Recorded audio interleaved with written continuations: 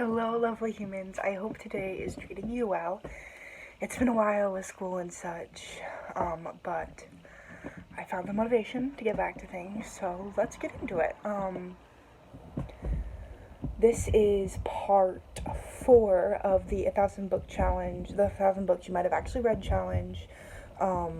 As always, I'll leave the link to the quiz below. It's from listchallenges.com, and I'll link to the main script so you can check in on my progress in between videos if you want to. Today we're going to be going over The Hobbit by J.R.R. Tolkien and Friends That Are of a Young Girl, the definitive edition, and Angels and Demons by Dan Brown. So The Hobbit was a book that I read with my family when I was little, and I remember liking it enough to keep reading, getting engrossed in the store and all that, but it wasn't my favorite. I know that the world building is really good and perfect for an imaginative kid, but honestly classic fantasy stuff isn't just my jam. I struggle to think in pictures and imagine all of that stuff. My brain processes more through emotions and tones, if that makes any sense. My brain also tends to wander a lot, so that's not good when reading books with complex worlds that you have to keep track of, especially with the cultures and stuff like that. I forget what's going on as I read it, or I forget what's happening. So I'll give The Hobbit a 6 out of 10. Okay. I want to give you an obvious content warning. We won't be getting into any super scary or dark stuff, but obviously this book covers some of that. But I just want to focus on instead how jarring it was to read this, because the things that mattered in the day-to-day life of Anne Frank, because even in the midst of the absolute abominations that were happening, she managed to find joy and hope. And of course there was the frustration and the discouragement, but it was really impactful to see this time period through the eyes of someone in the same age range as me. And it was really okay, this is gonna sound kind of silly, but it was really eye-opening and honestly petrifying to be reminded that it was sudden. They were caught one day and taken away, and it was over before she could say anything to her closest friend and companion.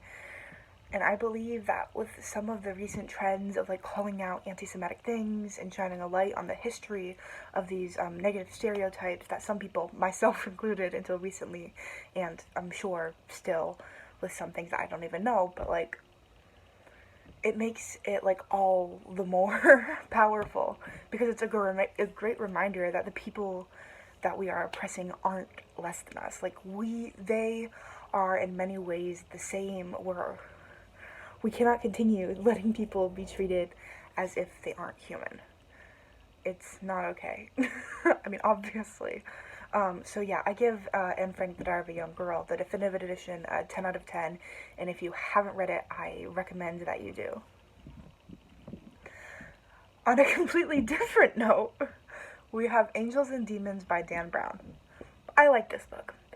It took me a while to get into it because it's fairly long, but I enjoyed the mystery aspect. The themes of science versus religion were also really fascinating, and it was fun to see that balance. Some of the writing of the main female character came off as a little r/men writing woman to me, but it didn't take away from the fact, didn't take away from the main story too much. It wasn't too distracting. The biggest problem, and honestly the reason why this book is getting such a low score comparatively to the quality, and this is a trigger warning again, this time for sexual assault, the way that the villain is written and how he objectifies and treats women like trophies. Okay, I get that he's the bad guy and that this is supposed to be a reflection and a concrete sign of that, but I don't think it's necessary to have him describe in great detail how he wants to rape and then kill the female lead. I might be a little bit sensitive to this, but this is my rating, so what I feel goes.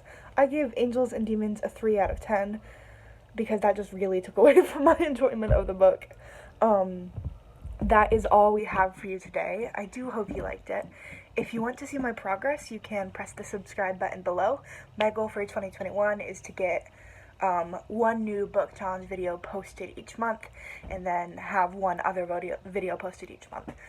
That being said, after this video, my progress is currently around 88 out of 1,000, or 8.8%. Have a lovely day, and thank you for listening. I'll see you next time, my peers and queers.